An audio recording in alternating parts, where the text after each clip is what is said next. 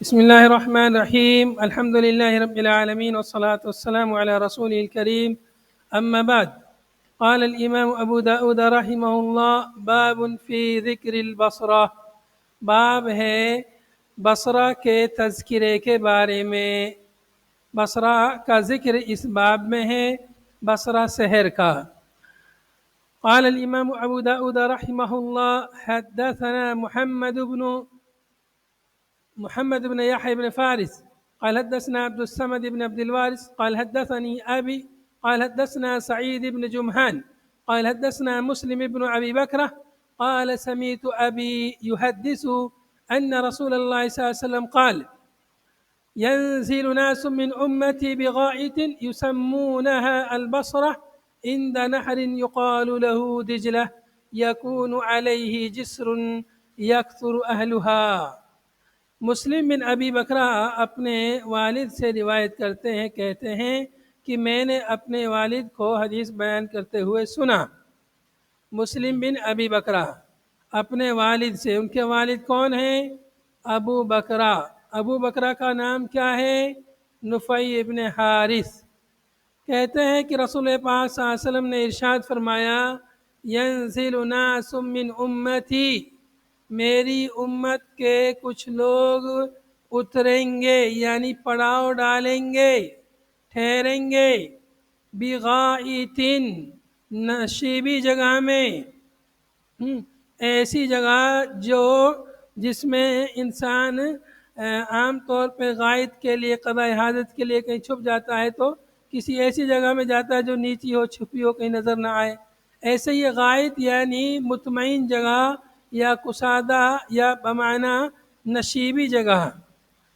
یسمونہ البصرہ، اس جگہ کو بصرہ کہا جائے گا، اس کا نام وہ بصرہ رکھیں گے۔ عند نہر، نہر کے پاس، یقال لہ دجلہ، جس نہر کو دجلہ یا دجلہ کہا جائے گا، اس نہر کے پاس ایک جگہ ہوگی بصرہ، وہاں پر میری امت کے کچھ لوگ پڑاؤ ڈالیں گے، ٹھہریں گے۔ یکون علیہ جسر، اس نہر کے اوپر ایک جسر ہوگا، ایک پل ہوگا۔ یکثر اہلھا، اور اس بستی کے لوگ، بصرہ بستی کے لوگ زیادہ ہوں گے۔ وتکون من امصار المہاجرین، اور یہ جگہ مہاجرین کے شہروں میں سے ایک شہر ہوگا یہ بصرہ۔ قال ابن یحییٰ، ابن یحییٰ کہتے ہیں، قال ابو معمر، کہ ابو معمر نے فرمایا۔ ابن یحییٰ کیا کہتے ہیں؟ ابو معمر نے کہا۔ ابن یحییٰ کون ہے؟ اوپر سند میں جو نام آیا ہے محمد ابن یحییٰ ابن فارس، وہ کہتے ہیں کہ ابو معمر نے کہا: وَتَكُونُ مِنْ أَمْصَارِ الْمُسْلِمِينَ، ان مہاجرین کی جگہ پر، مہاجرین کی جگہ کیا لفظ استعمال کیا ہے؟ مسلمین کا لفظ آیا ہے دوسری سند سے، کہ یہ جو شہر ہوگا یہ مسلمانوں کے شہروں میں سے ایک شہر ہوگا۔ فَإِذَا كَانَ فِي آخِرِ الزَّمَانِ، پس جب آخری زمانہ ہوگا یا جب یہ حالت ہوگی آخری زمانے میں، جاء ابو قنطورہ، بنو قنطورہ، تو بنو قنطورہ آئیں گے۔ جاء ماضی کا صیغہ ہے لیکن بات ہے مستقبل کے بارے میں، چونکہ ان کا آنا بالکل یقینی اور قطعی ہے۔ جیسے ماضی یقینی اور قطعی ہوتا ہے، ایسے ہی ان لوگوں کا آنا بھی بالکل یقینی ہے۔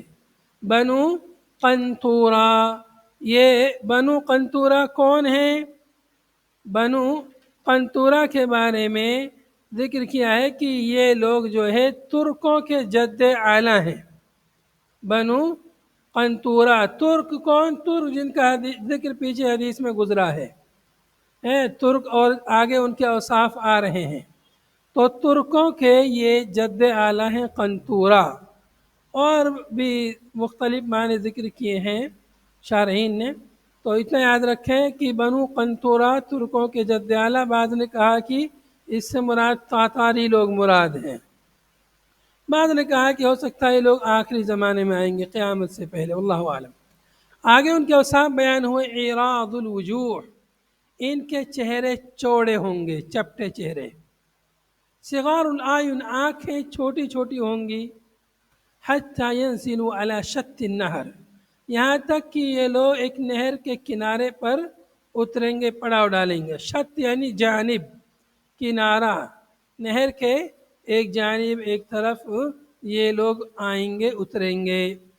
جب یہ لوگ آئیں گے، بنو قنطرہ کے لوگ یہاں پہلے سے مسلمان رہیں گے، مسلمانوں کا شہر ہو گئے، فَيَتَفَرَّقُ أَهْلُهَا ثَلَاثَ فِرَقٍ، چنانچہ اس شہر کے لوگ، اہلها یعنی اہل البصرہ، بصرہ کے لوگ متفرق ہو جائیں گے تین فرقوں میں، ثلاث فرقٍ، تین گروہوں میں، تین جماعتوں میں، فرقوں میں بٹ جائیں گے بصرہ کے لوگ۔ فرقۃ یأخذون اذناب البقر والبریہ وہلکوا، ایک فرقہ تو گائے کی دموں کو پکڑ لے گا، یعنی اپنے جانوروں کو چرانے پلانے کے لیے جنگلوں میں، کھیتوں میں لے کے چلا جائے گا، خشکی میں، بریہ کھیتوں میں، کھلیان میں، خشکی میں، صحراؤں میں لے کے چلا جائے گا، وہلکوا، اور وہیں پر وہ ہلاک ہو جائیں گے۔ مطلب یہ لوگ ان کا مقابلہ نہیں کریں گے بنو قنطرہ کے لوگوں کا، بلکہ یہ لوگ اپنی جان بچا کے وہاں سے بھاگ جائیں گے کھیتوں میں، جنگلوں میں، اور وہیں پر یہ لوگ جو ہے وہیں بھٹک بھٹکا کے وہیں پر جو ہے ہلاک ہو جائیں گے، برباد ہو جائیں گے۔ وَفِرْقَةٌ، ایک دوسرا فرقہ ہوگا، يَأْخُذُونَ لِأَنفُسِهِمْ وَكَفَرُوا، يَأْخُذُونَ لِأَنفُسِهِمْ یعنی یہ اپنی جان بچائیں گے اور کافر ہو جائیں گے، مطلب یہ بنو قنطرہ کی پناہ لے لیں گے، بنو قنطرہ کی پناہ میں چلے جائیں گے اور ان کی دعوت قبول کر لیں گے، اور یہ لوگ کفر کو اختیار کریں گے، اسلام کا دامن یہ لوگ چھوڑ دیں گے۔ تو یہ بہت ہی خطرناک مطلب سچویشن ہوگی کہ انسان جو ہے اپنے دین کو بھی چھوڑ دے۔ تو یہ اپنی جان بچائیں گے، بنو قنطرہ سے اپنی جان بچانی ہے، جان ان کی چھوڑ دیں، انہیں زندہ چھوڑ دیں، اسی پر وہ ان سے صلح کریں گے۔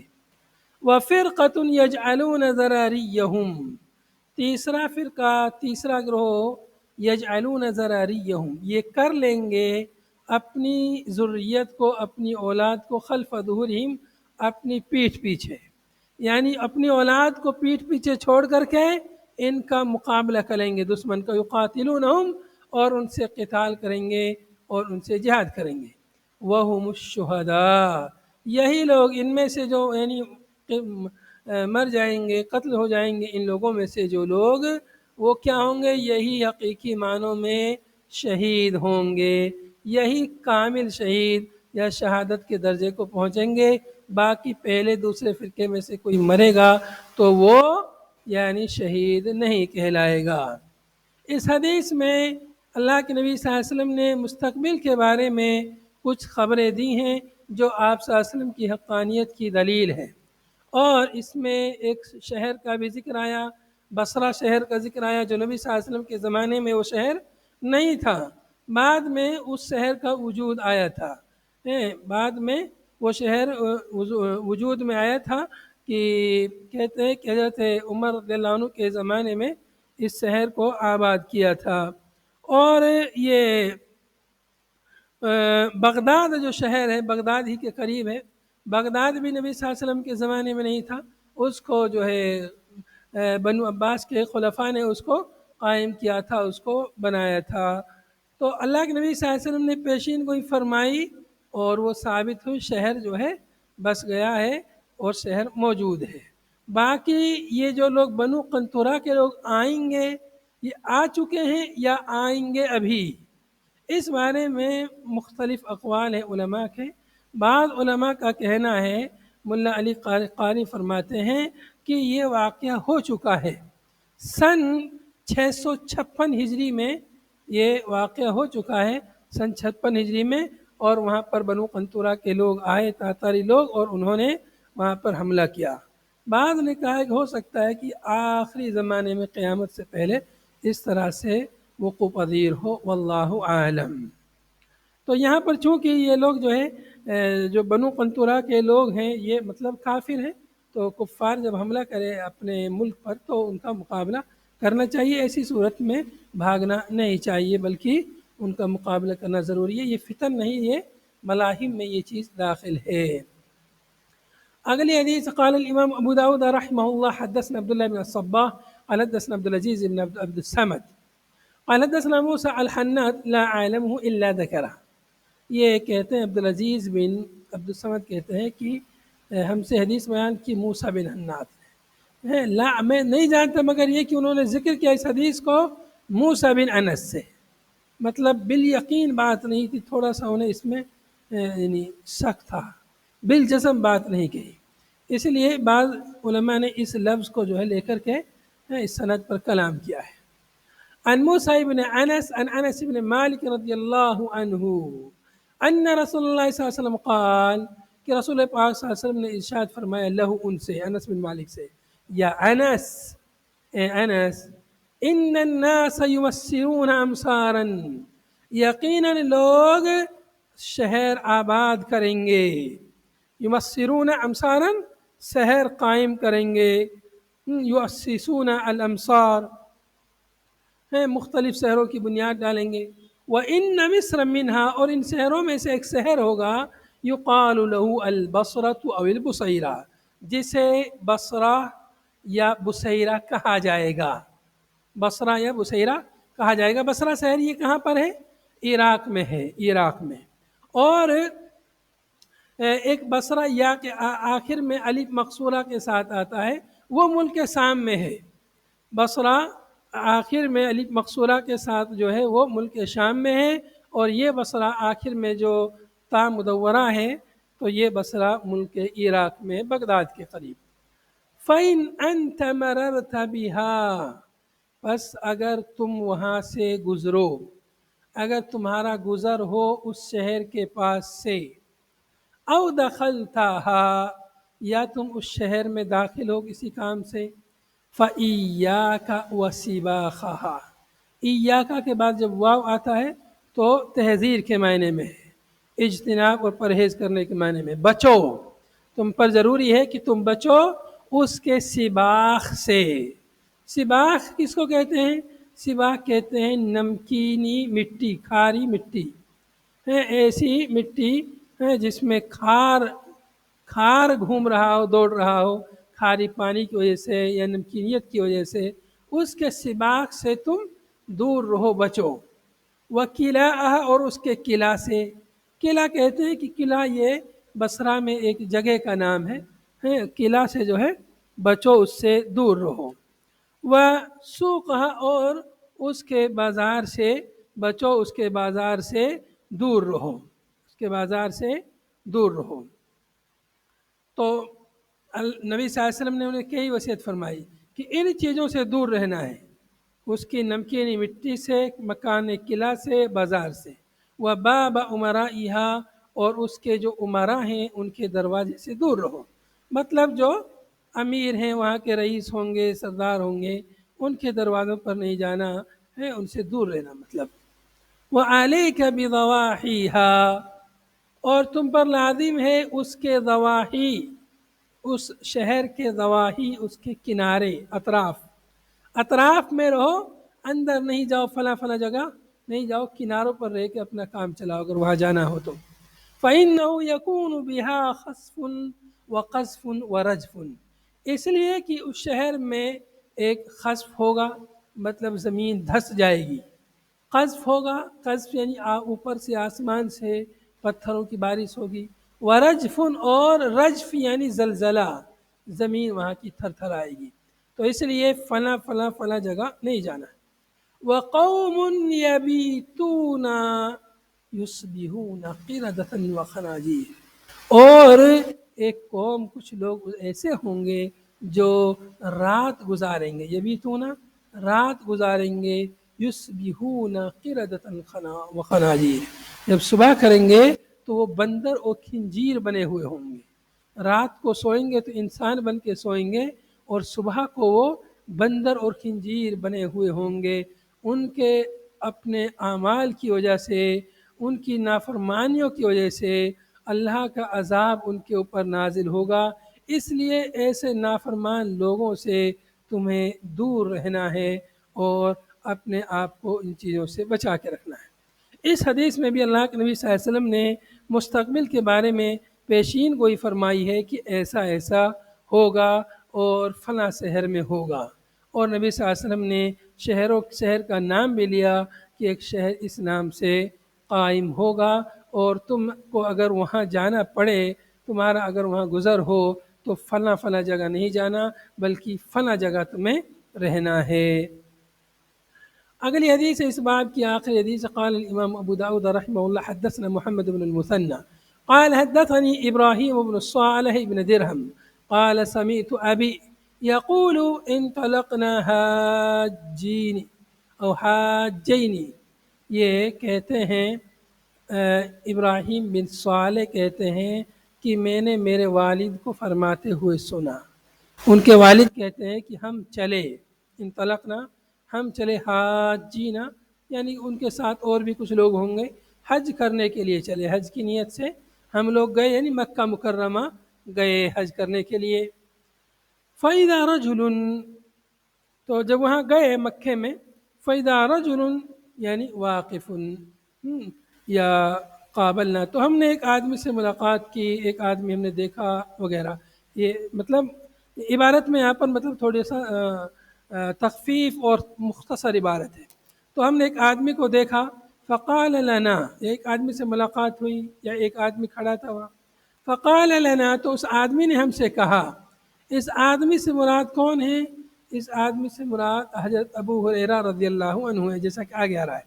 فقال لنا، اس آدمی نے ہم سے کہا، إِلَى جَنْبِكُمْ قَرْيَةٌ يُقَالُ لَهَا أُبُلَّا، کیا کہا کہ تمہاری بستی کے جانب ایک إِلَى جَنْبِكُمْ یعنی تمہاری جانب ہے، تمہارے بازو میں ایک بستی ہے، قریۃ ایک بستی ہے، یقال لها ابلا، جسے ابلا کہا جاتا ہے، جسے ابلا کہا جاتا ہے۔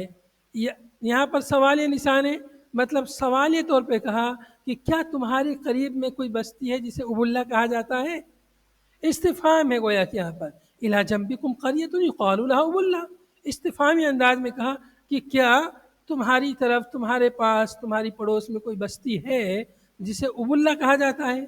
قلنا نعم، ہم نے کہا ہاں ہے ایک بستی جسے ابلا کہا جاتا ہے۔